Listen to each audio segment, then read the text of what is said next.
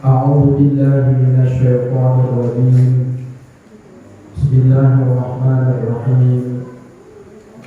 السلام عليكم ورحمة الله وبركاته.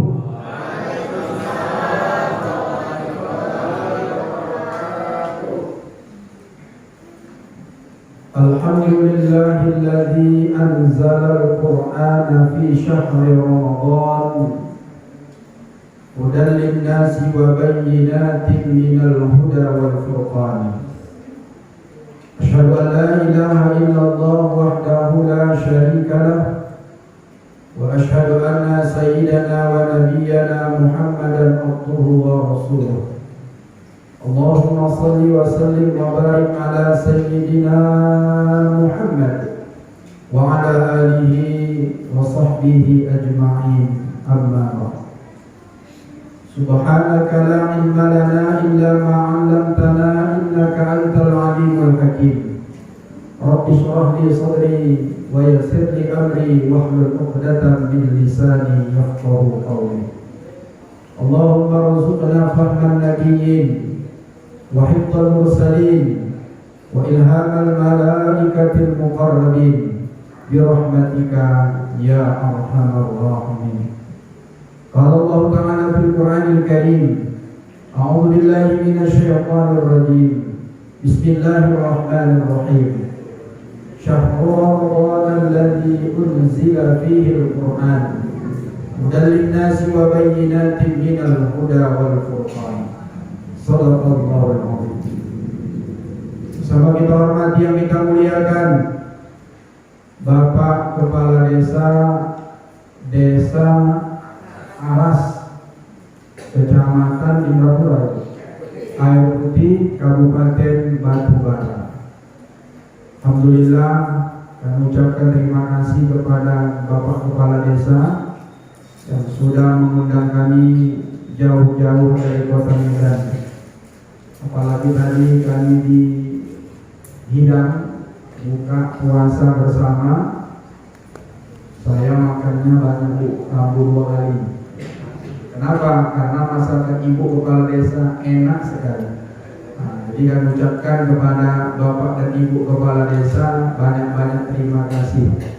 Kita doakan Bapak dan Ibu senantiasa dalam lindungan Allah Subhanahu wa Ta'ala. Amin. Disehatkan serta panjangkan umur keduanya. Amin. Jadikan anak-anaknya anak soleh dan soleha. Amin. Langgeng sampai mau memisahkan mereka berdua. Amin. Jangan sekarang Bu, kok amin-amin aja barang tidak.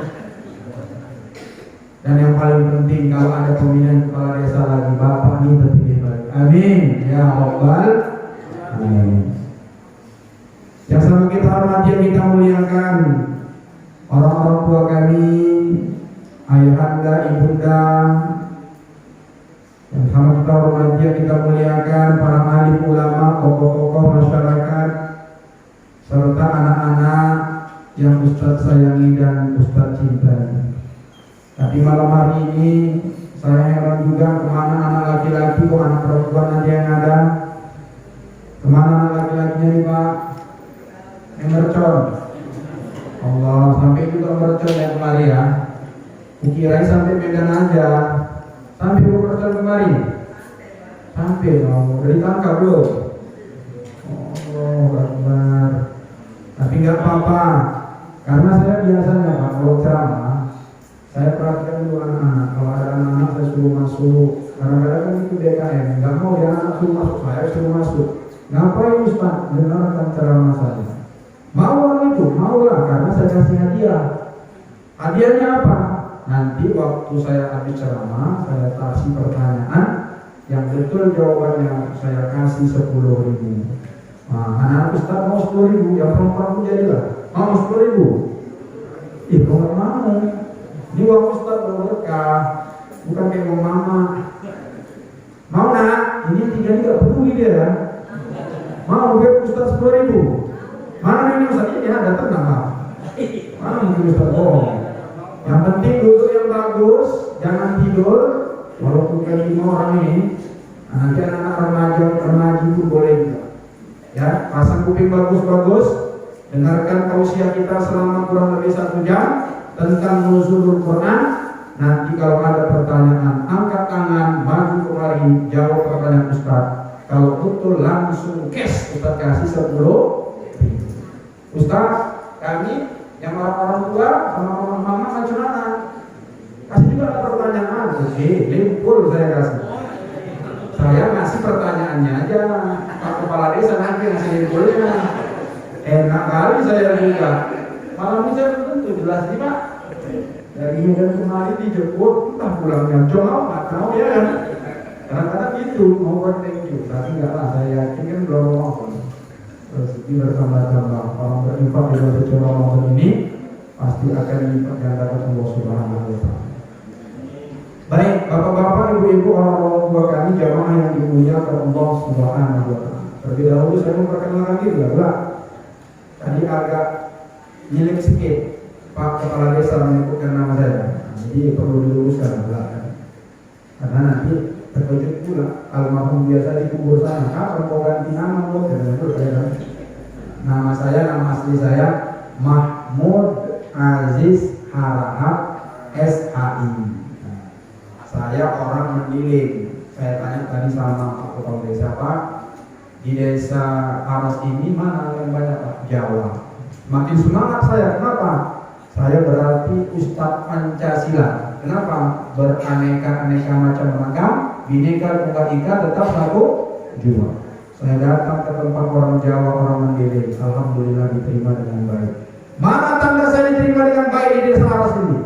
Ya tadilah saya ditraktir makan sama Pak Kepala Desa. Kalau tadi benci ini harap nih, jangan kasih masuk di manipol. Tahu Pak manipol? Ada orang manipol sini? Ada orang berwarga? Ada. Manggawat juga ukuran nyaman gak dia kan? Tak ada dia lagu nih. Pak Budi lupa aman kan?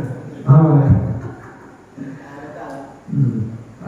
Jadi kebetulan saya ini profesinya sehari-hari mengajar. Ini perlu kasih tahu Pak, jangan nanti Ustaz dari mana? Atau dari hitam jelek.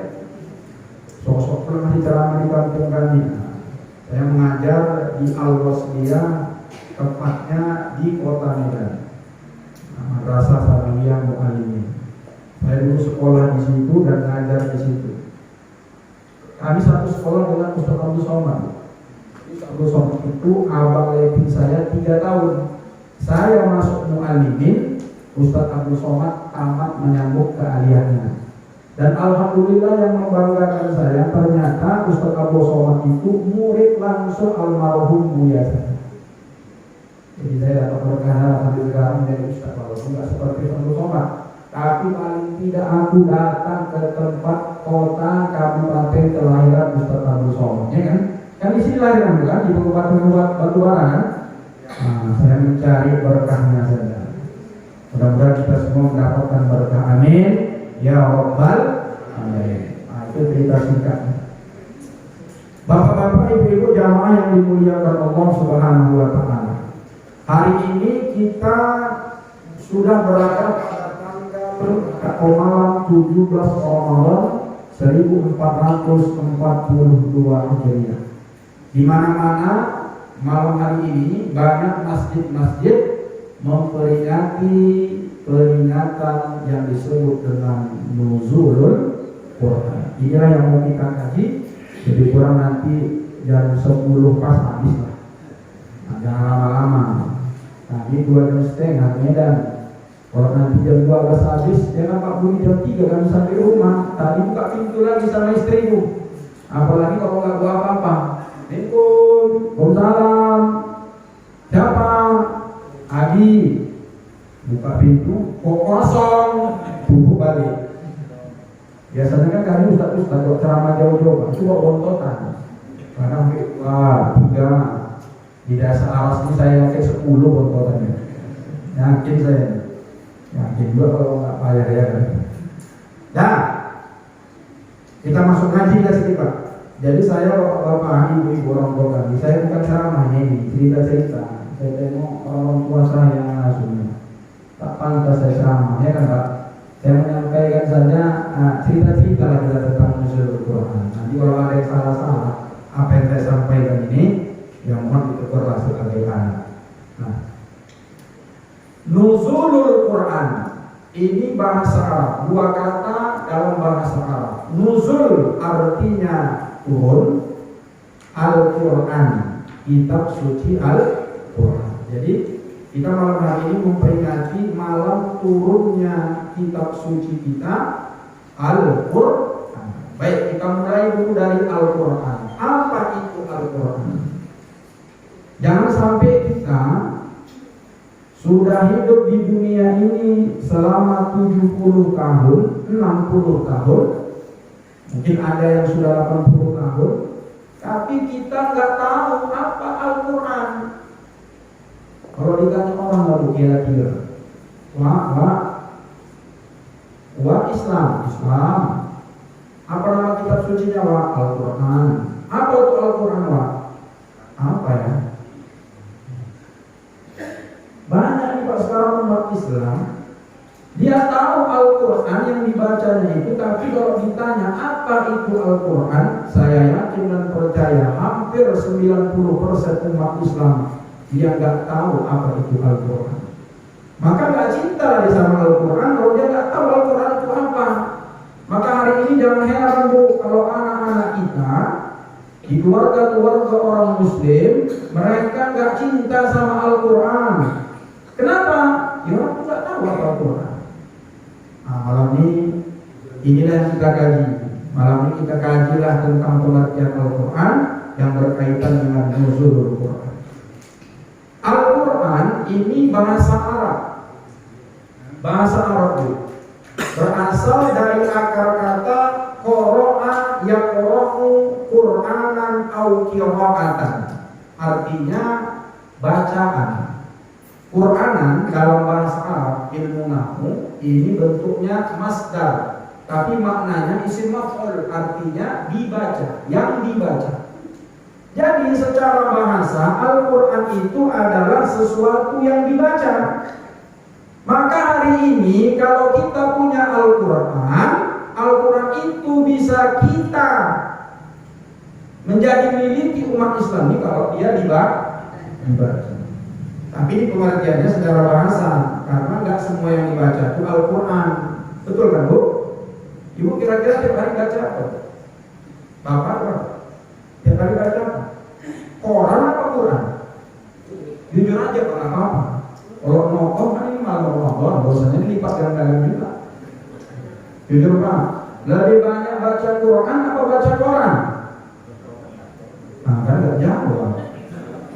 Coba anak-anak, ayah kan yang jujur nih, yang jujur. Ayah mau di rumah mana lebih banyak Quran, baca Quran baca koran? Koran kan, jujur ya. Koran. Nah, tengoklah gimana ya kan. Mudah-mudahan dengan peringatan nuzul Quran ini habis dibaca Quran lagi kita setiap hari. Amin. Ya Rabbal alamin. Nah, pengertian Al-Quran menurut istilah.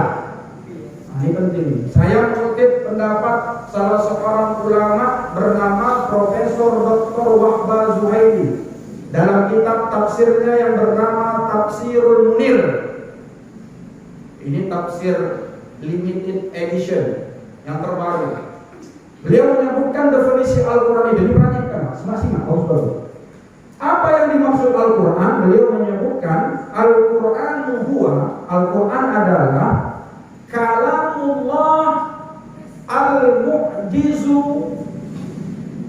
al-munazzalu ala Nabi Muhammadin sallallahu alaihi wasallam bilafdhin arabiyyin al-maktubu fil masahifi al-muta'abbadu bitilawatihi al-manqulu bitawaturi al-maftuhu bisuratil fatihah wal maftuhu bisuratin nas. Apa Pak? Panjang kali Ustaz. Satu cepat-cepat kali. Oke, pelan-pelan. Satu-satu kita artikan. Malam ini kita ngajinya ini aja Pak. Ini pun nanti panjang ini. Perhatikan. Al-Quran itu yang pertama adalah kalamullah, kalam Allah. Ini yang paling penting harus kita ingatkan, bahwa Al-Quran itu bukan kata Nabi Muhammad seperti yang dituduhkan oleh orang-orang kafir Quraisy.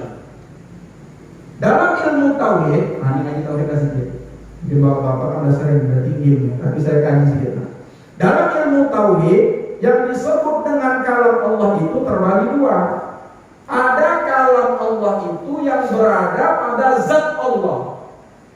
Dalam istilah ilmu tauhid ini, kalau kalam Allah pada zat Allah itu laisa bil harfin wala sautin, tak berhuruf, tak bersuara.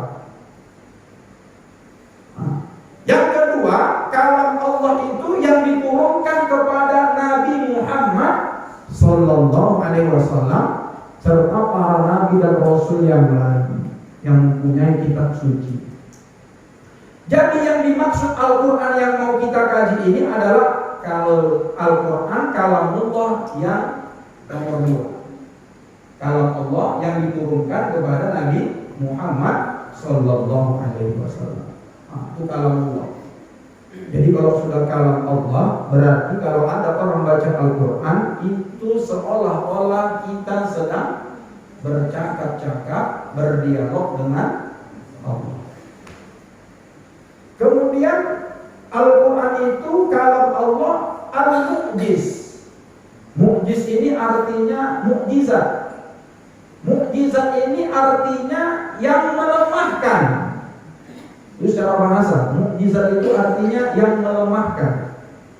Tapi definisi menurut syarah, menurut istilah ilmu ahli tauhid, menurut As-Sayyid Husain Afandi As-Sajri At-Tuburusi dalam kitabnya, kitab tauhid yang bernama Al-Fusulul Hamidiyah. Nah, ini kitab ini dipelajari di sekolah kami waktu kami kecil-kecil, waktu kelas 1 sanawiyah sampai kelas 3. Nama kitab tauhid keempat Al-Fusulul Hamidiyah.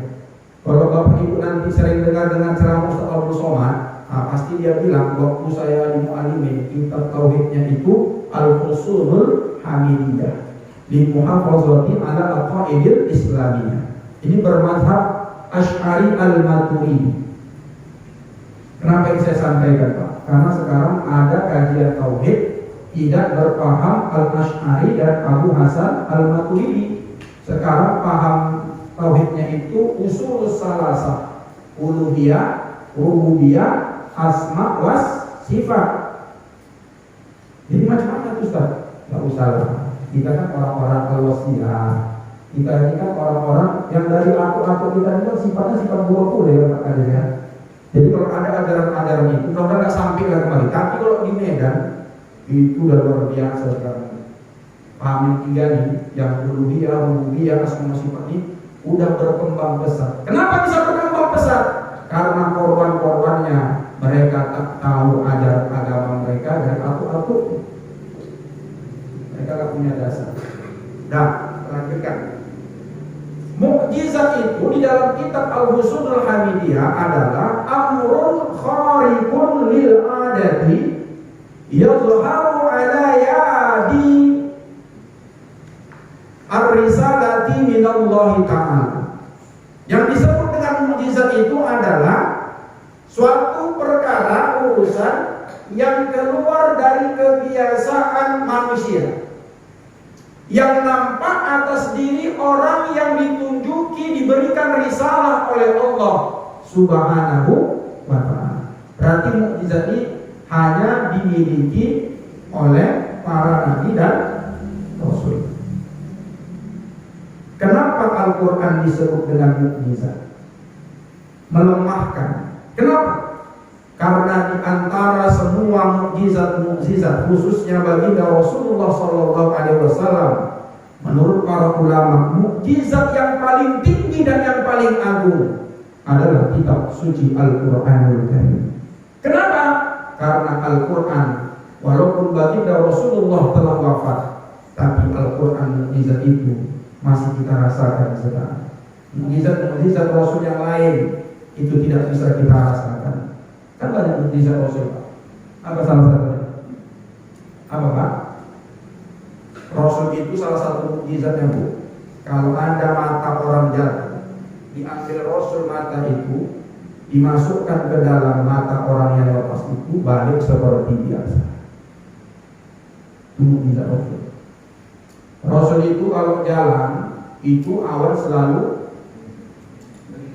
melindungi. Kemudian itu pokok-pokok kayu bisa diajak dialog oleh Rasul. Tapi itu tak ada lagi sekarang. Kenapa? Karena Rasul sudah wafat. Mukjizatnya yang tinggal satu-satunya adalah Al-Quranul Karim. Maka hari ini kalau kita cinta kepada Rasul, mestilah kita pandai-pandai dengan Al-Quran. Al-Quran ini melemahkan siapa? Orang-orang yang tak percaya bahwa Allah itu Maha Esa dan Muhammad itu adalah utusan Allah, serta Al-Quran itu adalah kitab suci agama Islam. Bahkan di beberapa ayat dalam Al-Quran, Allah Subhanahu wa Ta'ala menantang orang-orang kafir. Siapa di antara mereka itu yang bisa menandingi Al-Quran dengan mendatangkan satu surah, satu ayat dari Al-Quran. Buka nanti surat Al-Baqarah ayat 23. A'udzubillahi minasyaitonir rajim. Bismillahirrahmanirrahim. Wa in kuntum fi raibin mimma nazzalna 'ala 'abdina fa'tu bi suratin min mithlihi. Kalau Pak Imam tadi hafal lagi. Wa da'u syuhada'akum min dunillahi in kuntum shadiqin. Dan jika kalian ragu terhadap apa yang aku turunkan kepada hamba kami yaitu Muhammad, faktu bi suratin min mithlih, maka datangkan semisal Al-Quran itu satu surah saja. Kalau kalian nggak mampu juga, minta bantuan kepada orang-orang selain Allah Subhanahu wa Ta'ala. Nanti dalam surat Al-Isra juga tengok lihat Pak. Surat Al-Isra ayat 88 Allah Subhanahu wa Ta'ala berfirman, "Qul la ijtama'atil insu wal jinnu ala ayatuna bimithli hadzal Qur'an la ya'tu bimithlihi walau kana ba'duhum li ba'din dhahira." Ditantang Allah orang-orang kafir. Seandainya berkumpul semua manusia dan jin yang ada di permukaan bumi Allah ini, mereka coba-coba mendatangkan satu misal saja seperti Al-Quran itu, Allah sudah menyebutkan mereka tidak akan mampu untuk bisa mencontohnya. Walaupun mereka satu dengan yang lain saling tolong. Kalau kita ingat Pak, ada dulu di zaman Nabi seorang nabi palsu. Masih ingat Pak siapa namanya? Berarti bapak-bapak ini kehajian tinggi. Saya ulang-ulang aja. Ada nama nabi palsu namanya Musailamah al-Kadzdzab. Nama aslinya Maslamah bin Habib, bagusnya namanya. Tapi karena dia mengaku dirinya nabi, maka disebutlah gelarnya Al-Kadzdzab. Kata itu artinya apa? Penipu, pembohong. Maka jangan salah kita ngasih nama anak kita. Ada pula nanti namanya Muhammad Kadzdzab. Udah Muhammad Kadzdzab pula lagi. Nampak watak pernah ngaji dan Ustaz bukan? Nah, asal bukan ngasih nama itu hati-hati Bu. Mesti yang baik-baik lah ngasih nama anak kita. Nama yang paling baik kata Rasulullah itu yang ada nama Muhammadnya atau ada Asmaul Husna. Tapi Asmaul Husnanya nggak boleh sendiri. Misalnya contoh Ar-Rahman, nggak boleh nama anak kita kasih nama tunggal Ar-Rahman, nggak boleh. Mesti ada Abdulnya, Abdul Rahman. Maka Abdul Rahman tengok, mantan ketua PBNU sekaligus mantan Presiden almarhum Abdul Rahman bin Ibrahim. Itu bagus. Kemudian ada nama Muhammad Ustaz. Muhammad, jangan tunggal juga Muhammad. Kasihlah namanya. Siapa? Muhammad Zainal Abidin. Muhammad Muhammad Yusuf. Ada Pak Yusuf? Ada, alhamdulillah tersebut masuk YouTube. Ini dulu. Selama ini malam ini ceramah kita di desa Aras ini masuk YouTube. Saya bawa tim kreatif performance saya, ini direkam, nanti masuk channel YouTube saya. Nama channel YouTube saya UMAH, Umar singkatannya UMA. Apa kepanjangannya Ustaz? Ustaz Mahmud Ajis Harahap. Jangan lupa Bu, yang punya handphone, yang punya paket, nanti buka linknya Ummah Dakwah, tonton tausiah saya. Jangan lupa like and share serta subscribe. Biar naik followernya. Mantap kali. Sampai di internet kemarin kan Bu? Sampai. Gunakan untuk jalan dakwah. Masukkan. Nanti Ibu tengok selama malam pertama sampai malam 17 malam nih, tengok ceramah-ceramah saya, kuliah subuh saya tentang puasa ini. Tengok banyak masjidnya ganti-ganti. Itu menandakan saya ustaz laku. Sekali-kali ya kan. Nah, jadi Al-Quran itu mu'jiz, melemahkan. Bagaimana disebut melemahkan? Tak ada satu orang pun yang bisa meniru dan mencontoh Al-Quran walau satu ayat. Masuk kita ke Musailamah Kadzdzab tadi. Musailamah Kadzdzab itu pandai-pandaian mau dicontohnya ke Al-Quran itu. Dalam sebuah riwayat disebutkan dia mencontohkan beberapa surat. Saya ambil satu surat saja, surat Al-Fil. Geli kita dengarnya. Surat Al-Fil itu kan bagus, sastra Arab dari Allah langsung, maka kalimatnya itu tinggi sastranya. Tengok, alam tara kaifa fa'ala rabbuka bi ashabil fil. Ujung-ujungnya sampai akhir itu alam semua tuh. Tengok, langsung ujungnya. Alam tara kaifa fa'ala rabbuka bi ashabil fil. Alam yaj'al kaidahum fi tadlil wa arsala 'alaihim tayran ababil tarmihim bi hijaratin faj'alahum ka'asfin. Datang Musailamah Al-Kadzdzab, dibuatnya surat tandingan Al-Fil. Al-Fil mal-fil wa ma adraka mal-fil lahu dhanbun wail zurqumun tawil inna dzalika min khalqi rabbina laqalil. Juga. Tapi tengok artinya. Gajah. Apa itu gajah? Tahukah kalian apa itu gajah? Gajah itu adalah bentuknya jelek, belalainya panjang. Inilah hasil ciptaan, sebahagian ciptaan Tuhan yang sedikit. Geli tak kita lagi? Gak bisa dibandingkan Al-Quran itu. Makna dan susunannya itu luar biasa. Kenapa? Karena datang dari Allah Subhanahu wa Ta'ala. Jadi jangan hari ini kita Pak berpaling iman kita, keyakinan kita tentang Al-Quran.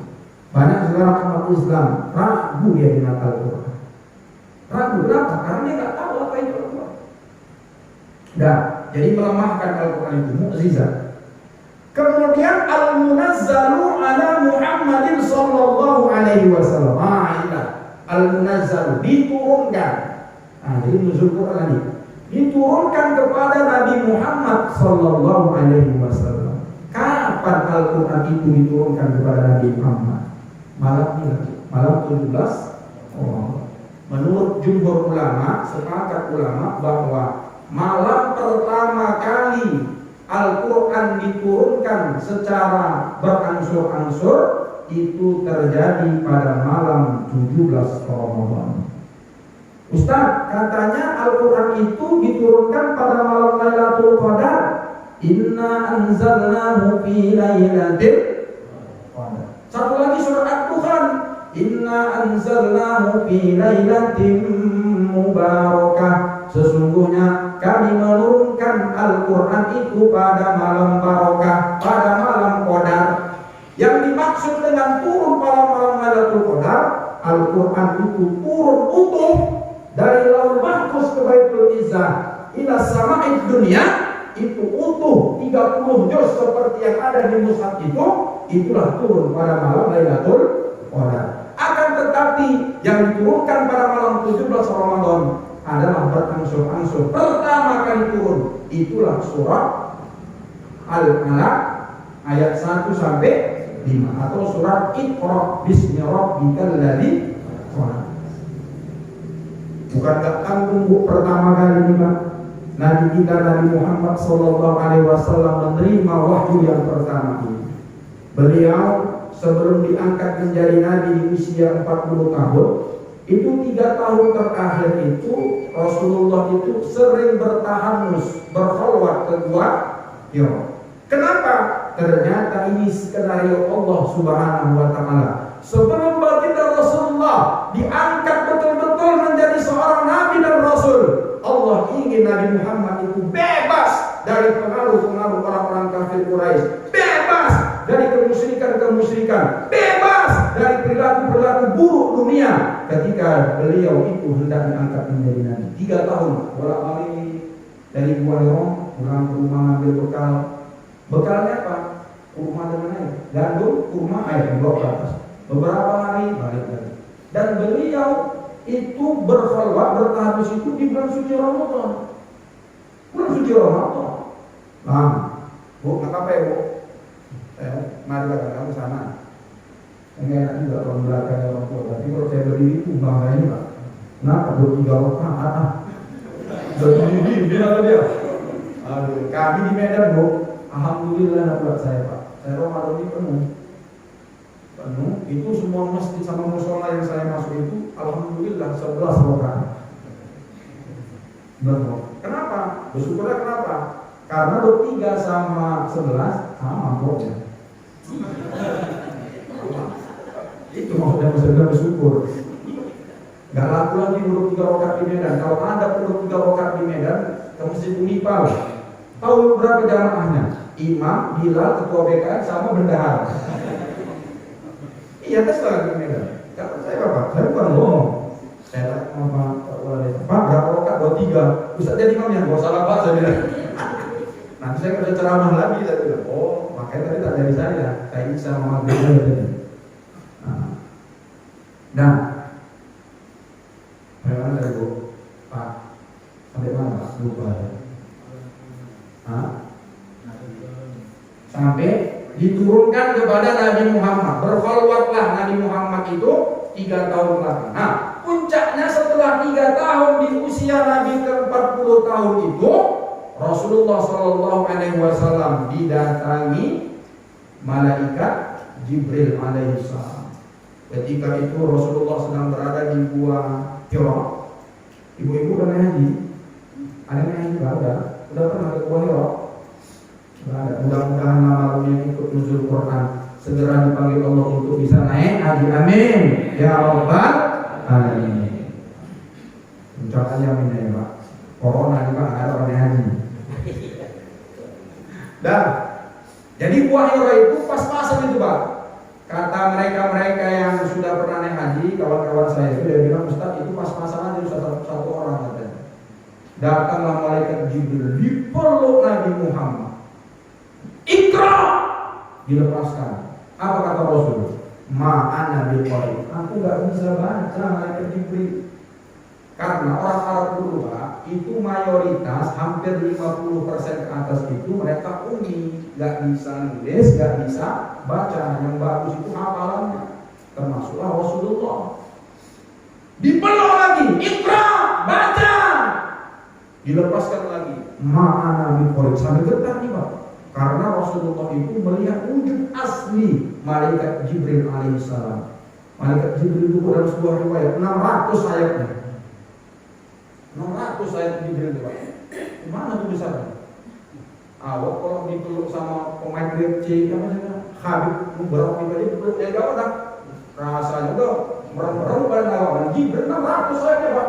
Dipeluk kuat ini sama Jibril. Yang ketiga kalinya dilepas lagi. Iqra. Ma'ana biqari, langsung disambut oleh malaikat Jibril. Iqra bismi rabbikal ladzi khalaq. Khalaqal insana min 'alaq. Iqra wa rabbukal akram alladzi 'allama bil qalam 'allamal insana ma lam ya'lam. Pulang Nabi dalam keadaan ketakutan. Pulang ke rumah istri tercinta Sayyidatuna Khadijatul Kubra. Zamiluni, zamiluni, zamiluni. Selimuti aku, wahai Khadijah. Datang Khadijah diambil selimut Rasulullah ke tempat tidur diselimuti Rasulullah. Nggak langsung ditanya tuh bos sama Khadijah. Itulah Siti Khadijah itu istri soleha. Suami pulang dalam keadaan ketakutan, diselimuti, nggak langsung ditanya. Tunggu tenang dulu Nabi. Baru Nabi bilang sama Siti Khadijah, wahai Khadijah istriku, apa gerakan yang terjadi terhadap diriku? Aku nggak tahu lah, aku tengok oleh Rasul gemetaran tadi. Diceritakanlah sama Rasulullah tentang malaikat Jibril yang datang menjumpai. Cerita lagi, oh begitu. Aku tahu betul. Kira-kira Bu, Ibu bisa jangan Khadijah? Bisa? Suami Ibu udah lama nggak pulang, nggak ada kabar. Sekali pulang, gemetaran, ketakutan. Ketakutan. Ma, tolong ayah, ma. Mampus kau. Dari mana kau? Kau bahan mama, kau gak pulang, kau melayang aja kau. Syukur, kata ibu kan, betul Bu? Betul? Belum ada kabar. 3 kali puasa, 3 kali lebaran, abang tak pulang-pulang, sepucuk surat tak datang, pulang-pulang ketakutan. Ya kan Bu? Masih Bu jawab gitu kan? Nah itulah bedanya Ibu dengan Khadijah. Mau cita-cita masuk surga, ya kan Pak? Masuk surga Ibu kita Pak. Pulang Pak, dimarah. Apalagi udah bulan tua. Dari tahun saya masa pulang, cabut sana. Pulang-pulang kok penyakit, ada aku bilang jangan pigi-pigi. Ini pigi-pigi tak tahu kabarnya pulang langsung sakit. Kapok rasain. Hati-hati Bu. Hati-hati Pak, Bapak juga hati-hati sama Ibu. Bapak pun yang sering-sering marah Ibu ini. Aku bela ya Ibu, bela. Bapak kalau mau masuk surga, ya mau dapat istri soleh kayak Siti Khadijah, ya Bapak mesti seperti Nabi Muhammad lah, tiru juga. Nabi Muhammad itu sayang sama Khadijah, nggak mau marah. Ibu, kalau mau jadi Khadijah, tiru Khadijah. Kalau mau dapat suami seperti Nabi Muhammad, ya seperti Khadijah. Nah, tahu Ibu Khadijah itu kayak mana? Tahu? Khadijah itu wanita paling kaya di kota Makkah. Sepertiga tanah kota Makkah itu punya Siti Khadijah. Dan sebahagian perdagangan, perindustrian itu milik Siti Khadijah. Menikah dengan Rasulullah sampai wafatnya, bayangkan Bu, cuma ada baju tempel-tempelan yang ada di badan Siti Khadijah. Habis hartanya untuk perjuangan baginda Rasulullah Muhammad Sallallahu Alaihi Wasallam. Sampai ke desa Aras ini ada juga nama ibu-ibu Khadijah, tapi tak seperti Khadijah istri Rasulullah. Bukan menghabiskan hartanya untuk suaminya, malah harta suaminya habis di tempatnya. Betul?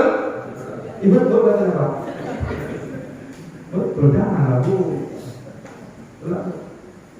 Ada Khadijah istri Rasul dengan Khadijah istri Pak Ahmad. Ada Pak Ahmad tinggal ada. Nah, setelah peristiwa itu Rasulullah dibawalah kepada anak paman Khadijah yang bernama siapa? Naufal bin Waraqah bin Naufal, seorang rahib Nasrani berumur sudah cukup tua dan matanya buta, pintar menulis Injil, hafal luar kepala Injil dan bisa menulis ke bahasa Ibrani. Lalu dijumpai Waraqah bin Naufal ini, Khadijah bersama Rasulullah. Wahai anak pamanku, aku bawa suamiku nih. Coba dulu tanya dulu, kira-kira apa maksud dari pertemuan Rasulullah suamiku. Lalu ditanya sama Waraqah bin Naufal, wahai anakku, apa yang terjadi? What happened to you? Apa yang terjadi pada dirimu? Cerita ke Rasulullah. Bla bla bla bla bla. Apa jawaban Waraqah bin Naufal? Itu yang datang kepadamu itu wahai Muhammad adalah namus.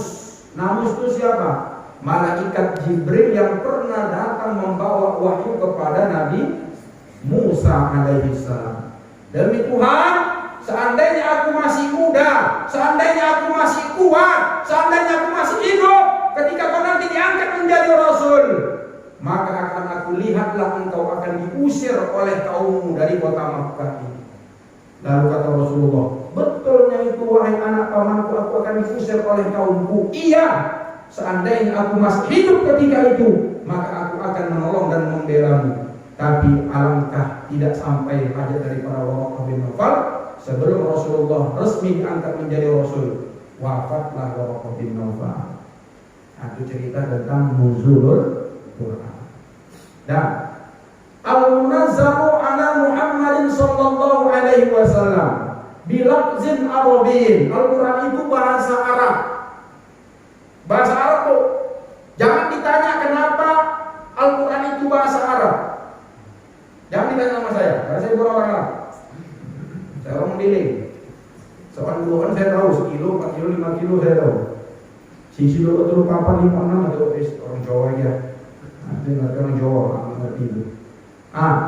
Dengan bahasa Arab, kenapa? Ternyata setelah diselidiki oleh para ulama, bahasa Arab itu memang bahasa yang sangat gampang sebetulnya untuk dipahami bagi orang yang mau belajar. Jadi jangan sedikit-sedikit anti Arab. Sekarang ini kan banyak kali manusia-manusia di Indonesia yang nggak ngerti anti Arab, Islam Nusantara. Ya Allah, bahasa Al-Quran itu bahasa Arab, kita benci sama orang Arab. Ya Ustaz, orang Arab banyak kali bininya. Jangan orang Arab yang banyak bininya yang mau tiru. Bahasa Arab itu bahasa Al-Quran. Bayangkan kalau seandainya Al-Quran yang di dalam sholat nggak bahasa Arab, boleh dengan bahasa masing-masing, Pak. Apa kata? Kurasa juga datang lah kemarin orang Arab orang Jawa semua. Ya kan? Gusti nang gedi datang orang Padang. Allah nang gadang datang orang Jakarta Betawi. Allah gede banget. Kacau lah. Datang saya orang Mende, kalau saya jadi imam. Allah nak godang. Hancur. Beribut semuanya. Gak ada yang jelas takdirnya.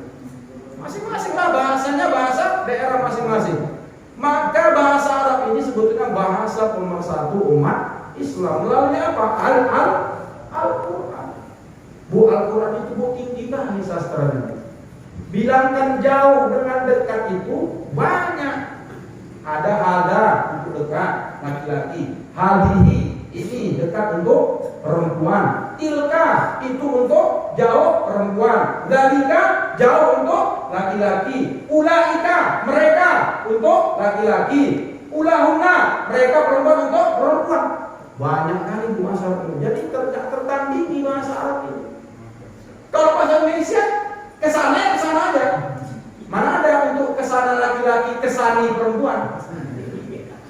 Bo, kesani perempuan. Bapak kesana. Mana ada. Itulah istimewanya Al-Quran itu bahasa Arab. Tinggi sastranya. Jadi jangan suka-suka kita sedikit-sedikit benci sama orang Arab. Karena aku kayak orang Arab kan, Bu. Saya dengan Pak Imam kayak orang Arab. Apa yang orang Arab? Jenggotnya. Tapi jangan bergaduh antara jenggot dan jenggot. Nanti bahaya ya. Tahu? Nah ikut sunnah Nabi kok nggak berjenggot. Macam mana aku mau berjenggot? Aku memang udah capek terdaus oleh saya gini memang nggak mau tunggu macam mana. Pulang kok. Jenggot nggak berjenggot. Kau berjenggot macam kambing. Kamu yang berjenggot. Kau nggak berjenggot macam pip. Gaduh orang dalam negara kita nggak berjenggot. Kau salah.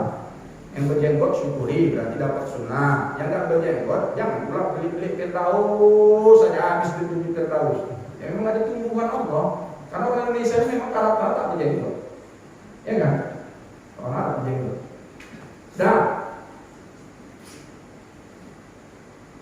diturunkan kepada Nabi Muhammad dengan bahasa Arab. Jadi kalau ada bahasa yang lain, maka itu bukan Al-Quran. Kemudian al-maqulu bit-tawaturi, dia disampaikan jalannya itu melalui mutawatir.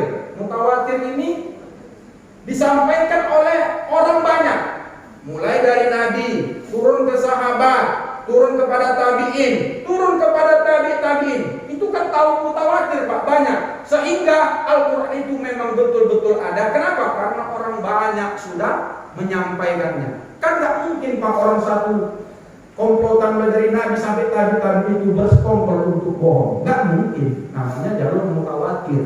Itu dalam istilah mustalah hadis disebut dengan hadisnya mutawatir. Orang banyak yang menyampaikannya dan tidak mungkin mereka orang banyak itu bersepakat untuk berbohong. Contoh, misalnya ada bapak-bapak jamaah haji tiap tahun dari kampung kita ini naik haji. Pulanglah satu Wa'udin misalnya. Wa'udin pulang. Wah, cemana wah haji di sana wah. Adanya Ka'bah tua tengok ada. Tahun depan Wah Upe pulang. Wah Upe pulang. Wah, cemana wah adanya wah tengok Ka'bah tuh ada. Baru Wah Tongat pulang. Tahun depannya Wah Tongat. Wah Tongat nampak Ka'bah di sana. Nampak. Begitulah yang pulang haji selalu bilang ada Ka'bah tuh. Itu namanya mutawatir, mungkin bohong. Jadi Al-Quran itu jelas dia diriwayatkan sekarang mutawatir. Jadi tidak ragu lagi dengan Al-Quran itu. Lanjut. Al-maktubu fil masohifi. Al-Quran itu ditulis di mushaf, di lembaran-lembaran. Sebelum Al-Quran, Al-Quran yang ada di belakang kita ini di zaman Rasulullah pun sudah ditulis di mushaf, tapi terpisah-pisah. Setiap ayat turun. Itulah salah satu kelebihan dan keutamaan kenapa ayat Al-Quran itu tidak diturunkan sekaligus kepada Nabi Muhammad, untuk mempermudah sahabat itu mencatat dan menghafalnya. Turun ayat Iqra, kata Rasulullah, tulis di mana? Ada yang di kayu, ada yang di batu, ada yang di pelepah rumah, ada yang di batu, ada yang di dinding-dinding. Setelah pemerintahan Umar bin Khattab, barulah dikumpulkan menjadi mushaf seperti yang ada sekarang ini. Ditulis dalam mushaf. Itu yang disebut dengan Al-Quran. Lanjut. Al-muta'abbadu bitilawatihi. Al-Quran itu beribadah, dihitung ibadah membacanya. Ini Al-Quran. Satu-satunya kitab suci yang berpahala dinilai beribadah ketika kita membacanya cuma Al-Quran. Selain dari Al-Quran, gak dapat pahala. Ustaz, kalau aku baca hadis Sahih Bukhari, Ustaz, gak dapat pahala. Kecuali niatnya untuk mengkaji ini, baru dapat pahala. Tapi kalau kita baca aja hadis Sahih Bukhari itu, An Abi Hurairah radhiyallahu anhu qala, Rasulullah SAW, innamal a'malu binniyat, sesungguhnya segala amal perbuatan itu dengan niat, gak dapat pahala. Kalau cuma untuk dibaca-baca gitu aja. Tapi Al-Quran kalau kita baca itu nilainya sama dengan kita beribadah.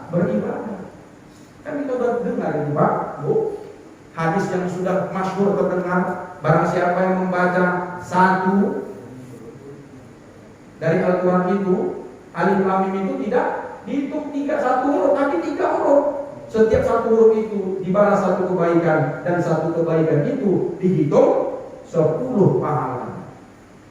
Bayangkan dulu. Bismillahirrahmanirrahim. Qaf. Shadaqallahul azim. 10. Wah, baca kok aja, dia belum coba dulu. Udah berapa 10. Oh ngaji makanya tadi orang duduk Quran itu datang Ustaz Mahmud. Janganlah. Karena salah satu adat membaca Al-Quran itu banyak membacanya, khususnya di bulan suci. Oh, Ustaz, kalau siang Ustaz gelap mata Ustaz, kunang-kunang mata membaca Quran Ustaz. Aku kerja Ustaz, gak bisa membaca Quran siang-siang. Tadarus malam. Rasulullah membaca Al-Quran itu malam. Tadarusnya malam. Sama siapa Rasulullah tadarus? Malaikat Jibril alaihissalam. Luar biasa juga. Tadarus Rasulullah itu bersama malaikat Jibril. Rasul baca, Jibril menyimak. Jibril baca, Rasulullah menyimak. Jadi makna tadarus itu ada yang membaca, ada yang menyimak. Sampai ke desa Aras, sampai ke dari tua di dekat rumah saya. Tadaruslah di masjid di mana-mana. Tengok bacaannya beslemak pea arjo belau. Siapa yang ngaji? Anak-anak pecahan botol. A'udzu billahi minasyaitonir rajim. Bismillahirrahmanirrahim.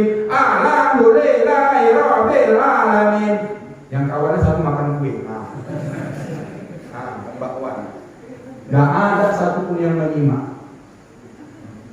Yang salah siapa? Bapaknya. Kenapa? Bapaknya merokok di teras. Nah, ketawa betul berarti kan. Untung malah minta tadarus. Oh, tadi ada sama lagi berarti. Tadarus itu maknanya, Bu, ada yang baca, ada yang dengar, ada yang menyimak, diperbaiki salahnya. Ijazah. Bukan ijazah.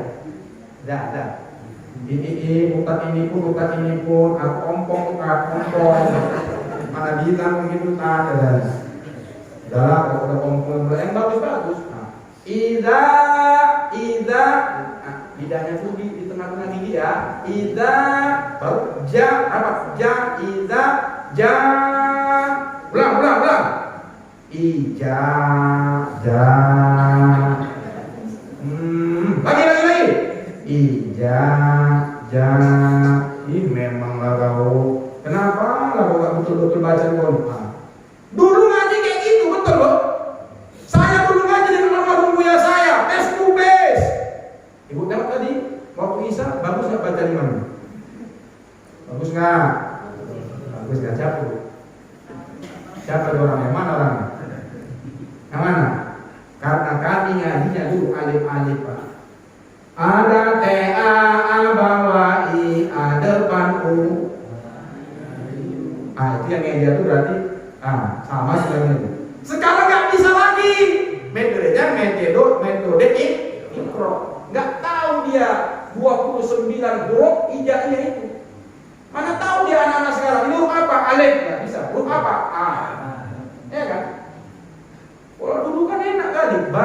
Badua di atas ban, badua di bawah bin, badua di depan bun, ban bin bun. Tadua di atas tan, tadua di bawah tin, tadua di depan tun, tan tin tun. Aku baca. Bada teba nun dua di depan nun. Ya. Kenapa kau diam? Bada teba nun dua di depan nun. Omakku. Rupanya bangun nama omaknya. Itulah enaknya dulu mengaji. Maka tamatan juz ammah dan alif-alif itu bagus pasti bacaannya. Itu Ustaz Darul Hasibuan, Qori Trio Hasibuan itu. Kalau ditanya Ustaz dulu belajarnya Iqra apa juz ammah dan alif-alif dieja. Sekarang enggak lagi. Maka anak-anak sekarang lucu cara baca. Baca dulu, baca cepat. A, ba, ta, sa, ja. Pas huruf lagi itu pula dia. Karena dalam Iqra itu kan hanya kan 3 tuh, baru ha ya kan. Ngamuk dia, mau sekaligus. Salah. Utaknya apa yang salah? Tengok utak lewat di Iqra itu kan 3. Aku nggak bisa sekali-sekali Ustaz. Aku mau langsung aja biar cepat. Oh, rupanya saya tengok. Betul, hanya 3 kali. Ha. Dibacanya ya nggak salah dia. Itulah kan. Maka sekarang anak-anak sekarang payah bagus baca Al-Quran. Padahal al-muta'abbadu bitilawah, beribadah kalau orang membaca Al-Quran. Satu-satunya kitab yang berpahala membacanya cuma Al-Quranul. Ini saya sampaikan anak-anak ustaz, ibu-ibu, orang tua kami bukan mengajari. Ada adab baca Al-Quran. Pertama adabnya mesti wudu dulu. Berwudu, ambil wudu, baru pegang Al-Quran, baca. Sudah berwudu, hadapnya ke kiblat, duduk yang sopan dan rapi dalam keadaan tenang, bajunya yang rapi, yang suci, yang bersih. Saya anggap aja kiblat ke sana. Bawa Al-Quran itu paling bagus dengan 2 tangan, dipeluk di dada. Maka dulu anak-anak dulu kalau maghrib itu ngaji di masjid, tengok anak-anak laki-laki dan anak-anak perempuan, ya kan? Telukungnya di sini, diangkatnya gininya, ya kan? Diambilnya Al-Quran, dipeluk di dadanya, ngaji di masjid, ya Pak? Begini tuh anak-anak dalam, anak-anak gadis. Yang laki-laki luar biasa, tengok, walaupun pecinya mereng-mereng, sarungnya diselempangkan kemari pakai celana pendek, dibawanya Al-Qurannya di dada. Kalau sekali-sekali dia capek membawa dengan dua tangan, tetap pakai tangan kanan di bawah. Jadi bawa Al-Quran pakai tangan kanan. Ini kadang-kadang anak-anak sekarang nggak tahu dia ada. Asal-asal pegang aja. Pakai tangan kiri. Bawa di belakang Pak begini kan. Ya Allah ya Karim. Betul? Betul. Nggak tahu dia ada. Kadang-kadang inilah ibu-ibu sambil masak, tak pakai jilbab, tak ada wudunya. Dibacanya Al-Quran dia pakai rok pendek. Na'udzubillah min dzalik. Kadang-kadang Pak tengoklah nanti kalau maghrib. Emaknya ngajari anaknya baca Iqra. Tengok lah tak pakai jilbabnya. Pakai baju mau tidur. Dia angkatnya gini. Nah, baca coba. Kode juz berapa? Iqra berapa? 5. Mau baca Iqra 5. Nah, semalam kalau pakai ini pun pakai apa? Letuk tudung. Malah kali lah orang emak-emak sekarang. Kan? Nah, baca. Ini nampak. Gayanya aja yang banyak. Mau masuk surga kayak gitu, ya kan? Pak, di sini nggak ada, Pak. Ini saya cerita di Medan nih, Pak. Di sini nggak ada, saya yakin. Sopan-sopan saya tengah ibu-ibu nih. Nah, jadi ada pembacanya itu berwudu. Mau bacanya itu diluarkan pakai a'udzubillah. A'udzubillahi minasyaitonir rajim. Sambung. Bismillahirrahmanirrahim. Waktu bacanya itu khusyuk. Kadang-kadang membacanya Pak enggak khusyuk, kenapa? Bacanya cepat-cepat. Apalagi bulan Ramadan ini kita target. Mau katanya mesti tamat khatam. Bismillahirrahmanirrahim. Alhamdulillahirabbil alamin. Alif lam mim dzalika kitabul la raiba fihi hudal lil muttaqin. Alladzina yu'minuna bil ghaibi wa yuqimuna as-salata wa yutuna az-zakata. Wa in kuntum fi raibin mimma nazzalna 'ala abdina fa'tu bi suratin min mithlihi wa in syuhada'akum min dunillahi in kuntum shadiqin. Macam mana Al-Quran itu mau memberikan kesan kepada kita bacanya begitu? Cepat-cepat. Kata Allah, wa rattilil Qur'ana tartila. Baca Al-Quran itu tartil. Tartil artinya maknanya pelan-pelan sesuai dengan ilmu tajwid. Ya, jangan pelan baca. Tadarusan itu macam Qori internasional Ustaz Karim Hasibuan. A'udzu billahi minasy syaithanir rajim. Ulang semua. Apalagi jadi imam ya kan. 3 rakaat. Hancur lala.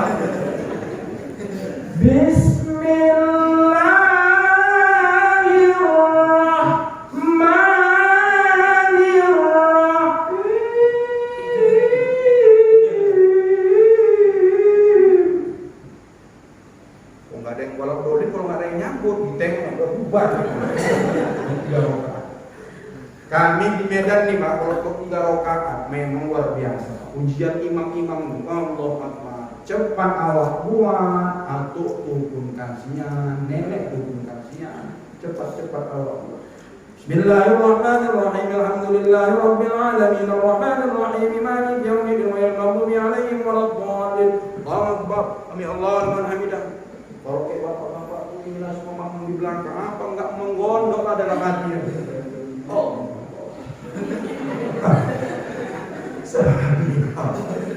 Awak masih seikhtidal, udah Al-Fatihah yang kedua ya kan? Allah. Lambat-lambat kali pun mengoceh juga, oceh itu di belakang. Bismillahirrahmanirrahim. Alhamdulillahi rabbil alamin. Ar-Rahmanir Rahim. Maliki yaumiddin. 3 rakaat. Oceh-oceh di belakang. Enggak Ustaz dibayar. Dari mana lebih kaya dapat Ustaz ini? Enggak ada otaknya, besok mau sahur lagi ya Allah. Besok aku tak datang lagi. Ustaz Mahmud tandai lah. Jangan sampai datang lagi ke masjid kami ini lama kali ini. Tak khusyuk, sedang. Kayak Pak Imam tadi sedang. Walaupun saya ngantuk kan. Tenang. Kan ada lagunya tuh kan. Dia tidak cantik mah, dia tidak jelek mah, yang sedang-sedang saja. Yang penting cocok amplopnya. Sedang-sedang. Memang kata Rasul pun gitu, khairul umur awsatuha. Sebaik-baik pekerjaan perkara itu yang sedang. Jangan terlalu cepat, jangan terlalu lambat. Baca Al-Quran itu yang paling baik itu kita usahakan mengerti kita apa yang kita baca, supaya nanti setelah kita baca naik level yang berikutnya. Apa dia? Mengamalkan. Sekarang banyak orang bisa baca Al-Quran, cantik suaranya, juara MTQ tingkat internasional, tapi akhlaknya seperti akhlak orang yang tak bisa baca Al-Quran. Malah orang tak bisa baca Al-Quran lebih baik akhlak. Kenapa? Ketika dia membacanya, sibuk dia memikirkan lagunya, tapi dia tak tahu apa maknanya, dan dia tak tahu apa maksud ayat yang dibacanya. Ahallallahul bai'a wa harramar riba. Allah menghalalkan jual beli, mengharamkan riba. Dibacanya ayat itu, tapi dia kredit rumah ke bank konvensional. Ada yang kredit di bank konvensional, segera bertobat kepada Allah, karena besok mau akan kabur. Mau saya aku tiba. Dibaca Al-Quran, tapi tak tahu dia apa maksud isi Al-Quran. Udah kita baca, Allah menghalalkan jual beli, mengharamkan riba. Stoplah riba. Jangan main dengan rentenir. Jangan mengkredit ke bank konvensional. Bank syariah sudah ada. Pindahkan tabungan-tabungan kita dari bank konvensional ke bank syariah. Itu tandanya kita membaca Al-Quran itu ngerti kita apa yang kita baca dan kita amalkan. Mana lagi contohnya Ustaz? Innahu la yuhibbul mustakbirin. Sesungguhnya Allah tidak suka kepada orang-orang yang sombong. Pulang dari masjid, habis baca Quran, keluar dari pintu pagar, ada anak-anak main gitar di luar. Assalamualaikum wa, buang juga wa. Baru ayat dibacanya innahu la yuhibbul mustakbirin. Kenapa ada orang di luar walaupun dia tak sholat main-main gitar, ditegurnya kita dengan salam, tak kita jawab salamnya, malah kita buang. Sombong. Hari ini banyak orang-orang sombong, tapi dia tak tahu dia sombong. Kenapa? Dia tak tahu bahwa dia sedang sombong.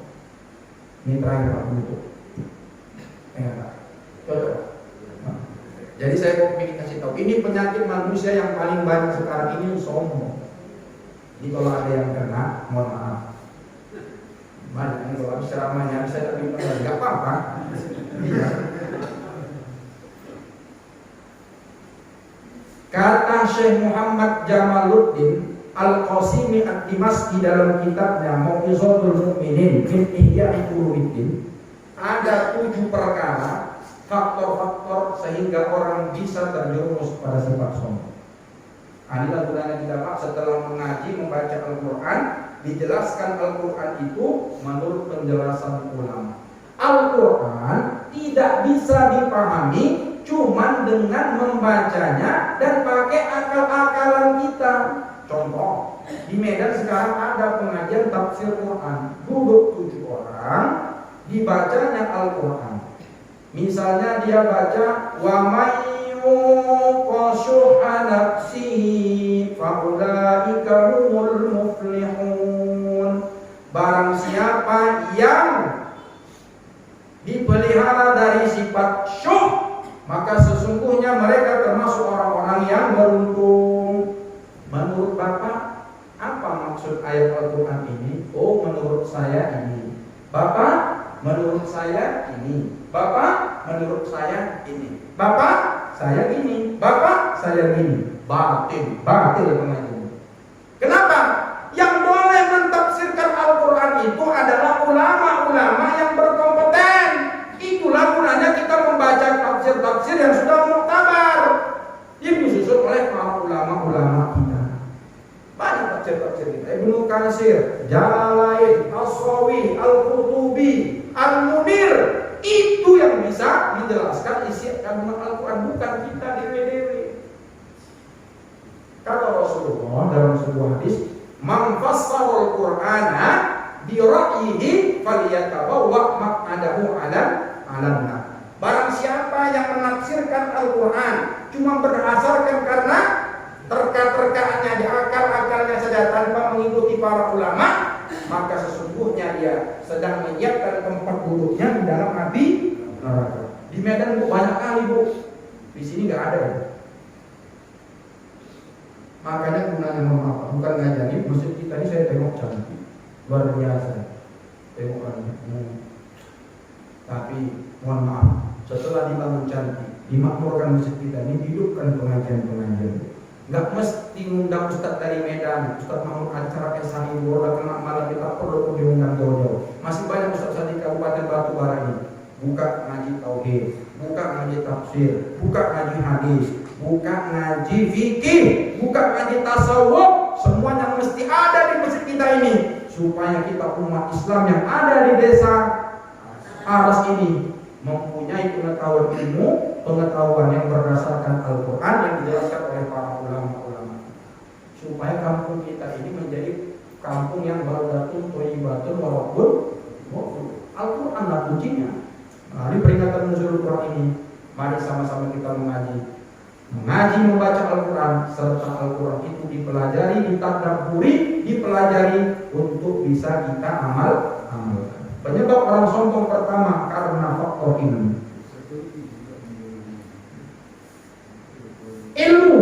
Orang yang berilmu banyak sekarang yang sombong. Kenapa? Karena dengan ilmunya dia nyalahkan orang. Betul? Wah, dari betul banyak ada. Banyak punya. Kadang-kadang gini, saya tanya gini, mentang-mentang dia doktor, ada SHI yang menyampaikan, waktu saya baca kitab ini, ada Pak dokter ikut pengajian, gak terima dia. Itu namanya orang sombong. Karena kata Rasulullah, sombong itu adalah batarul haq wa ghamdun nas. Tak menerima kebenaran dan dia suka meremehkan orang lain. SHI, masih SHI, aku udah S4, udah dokter aku. Enak aja, baru kemarin sore nasihat-nasihatin aku. Sombong. Kenapa? Karena ada ilmu. Kadang-kadang baru ilmunya pakai laptop, baca 2 hadis, semua orang disalah-salahkan. Bid'ah. Habis Yasin bid'ah, tahlilan malam 1, 2, 3 bid'ah. Kalau di kampungnya ada kayak gini, habis dibuat Pak Kades ini. Tak dikasih perpanjang kartu keluarga, yang perpanjang. Karena punya ilmu itu, baru sih ilmunya udah salah-salahkan orang. Betul kan Bu? Yang kedua, faktor orang sombong itu apa? Karena banyak amalannya. Kok bisa seorang banyak amalan beribadah itu jadi sombong? Karena dia beramal bukan karena Allah, ingin dipuji orang, sehingga orang yang tak beramal, yang dianggapnya tak sholat tarawih malam ini, semua dicatnya neraka. Itu nggak sholat tarawih itu di masjid Al-Mutlaq itu neraka semuanya. Ya nggak bisa lagi itu Pak. Semakin banyak beramal ibadah, semakin tawadhu kita.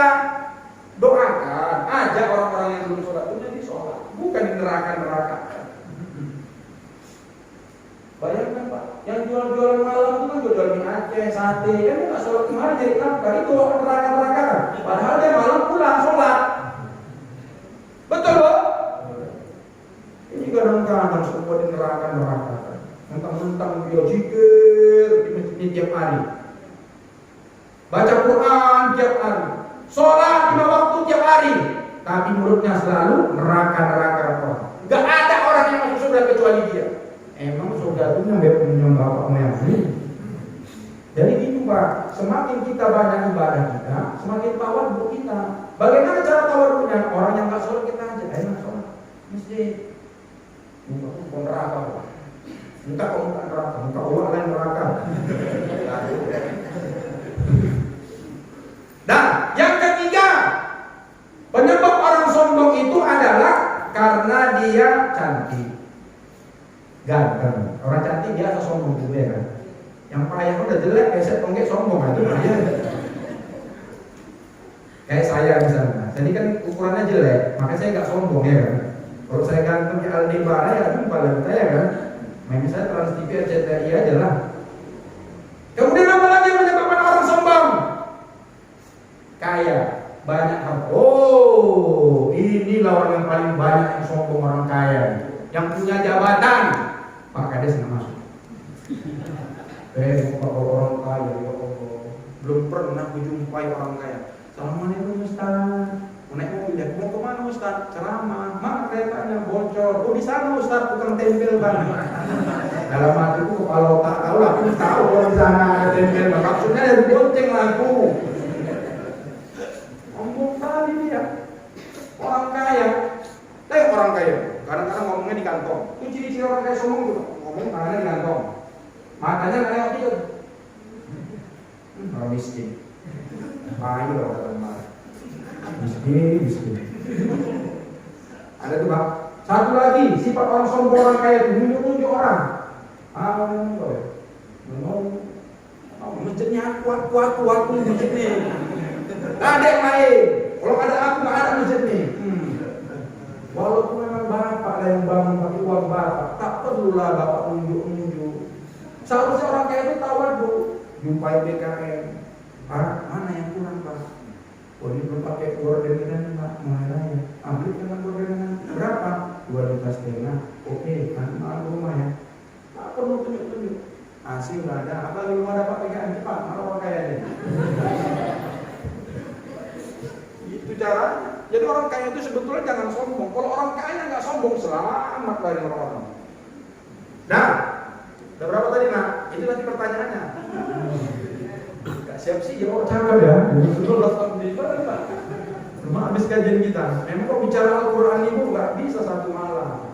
Nanti kalau ada mau undang balik ya bukan. Lagi kaji. Yang kelima, penyebab orang sombong. Ya, 5 ya. Tadi kaya. Penyebab orang sombong itu adalah karena dia badannya kuat, fisiknya kuat, badannya kekal.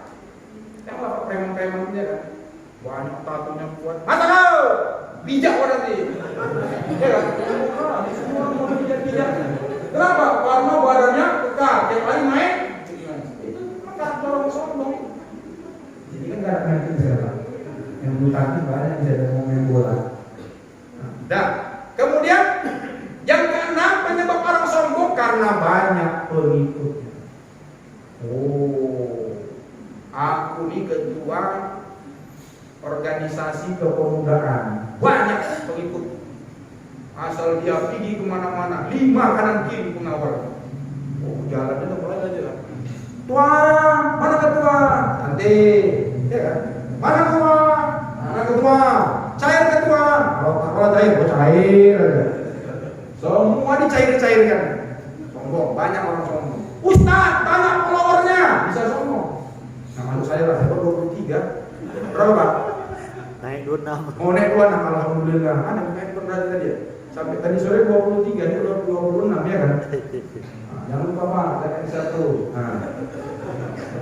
Jadi banyak pengikut juga bisa orang sombong. Saya jangan pengajian di mana-mana. Oh, banyak jangan aku. Akulah ustaz yang paling bagus di dunia ini. Jangan. Bisa orang terjerumus sombong. Kenapa? Karena banyak pengikut. Tengoklah sekarang Pak, ketua-ketua partai itu ya. Sombongnya bilang. Dulu sebelum jadi ketua partai datang nih dari masjid bawah. Dari orang ini Pak. Enggak. Kurasa menang kan ada PKS itu ya. Ada orang PKS ini. Orang PKS enggak mau. Walaupun dia enggak terpilih, diikhlaskan ya. Aku tengok orangnya ya. Jadi dulu dia datang merengek-rengek, Bu, pilihlah saya. Ya kan, pilih saya. Coblos nomor sekian, nanti kalau udah ibu coblos saya terpilih, saya tak nambah karpet jambu yang kurang nih. Tapi kalau saya nggak terpilih, saya bawa balik karpetnya. Bunda tengok karpet ini tak kurang, berarti banyak caleg-caleg berhasil di sini. Berarti caleg-calegnya soleh semua, Bu. Amin ya rabbal alamin. Inilah bapak-bapak ibu-ibu yang kami sampaikan. Peringatan nuzulul Quran kita akan ngomongin. Intinya Bu, peringatan nuzulul Quran ini bagaimana kita menjadikan Al-Quran itu sebagai pedoman petunjuk kita dan kita aplikasikan Al-Quran itu dalam kehidupan sehari-hari. Kenapa?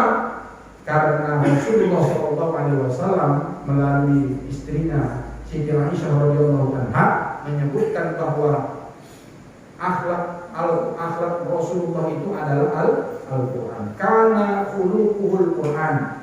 Aisyah pernah ditanya bagaimana akhlak Rasulullah.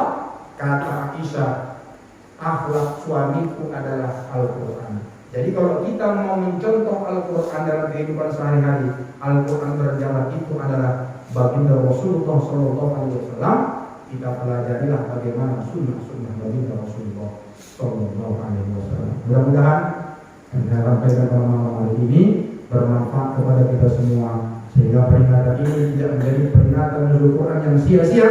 Mari sama-sama kita upayakan Al-Quran ini 3M seperti protokol kesehatan: mencuci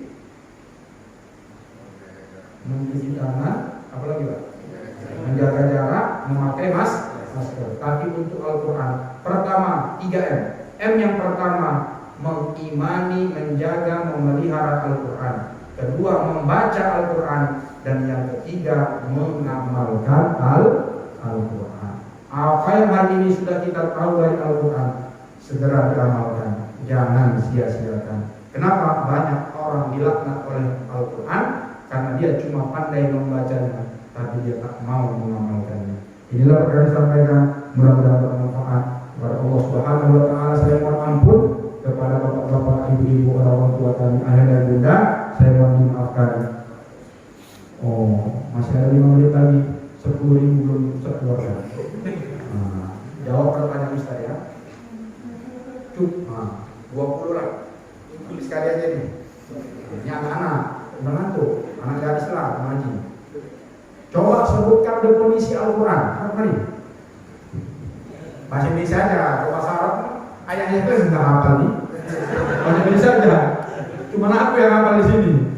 Itu pun tadi gua hafal di mobil. Cepat. Nggak bisa semua, 2 aja pun jadi. Apa itu Al-Quran? Cepat. Atau di situ aja. Nanti kalau udah cair langsung dari sana. Sama ini. Cepat. Apa nak? Yang baju dia. Apa itu Al-Quran?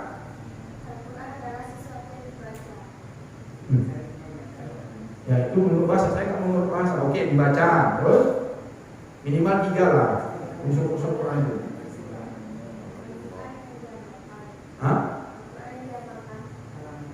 Mana dia makan?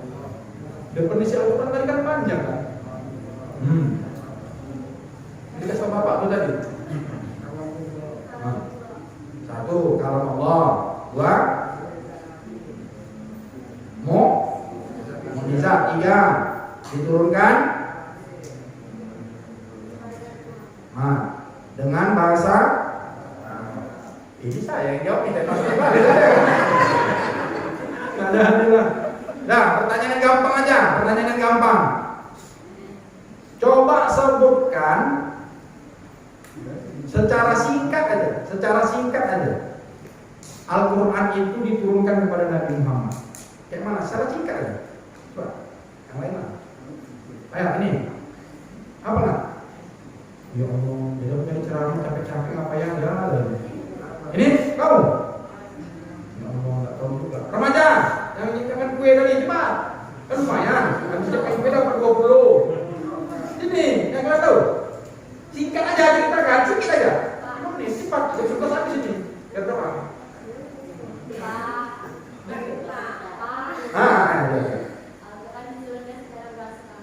Terus, bagaimana prosesnya? Sama Rasul itu kayak mana? Coba sedikit aja. Di mana, kapan? Tanggal. Ya, tanggal berapa turunnya itu?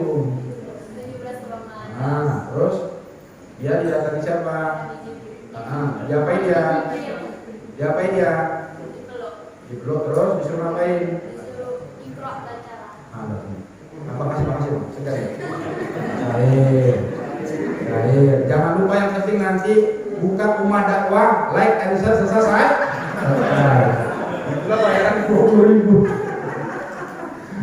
Baik Bapak Ibu jamaah yang dimuliakan Allah, kita doa mari sama-sama kita duduk mengajar kita para malam dengan berdoa kepada Allah Subhanahu wa taala.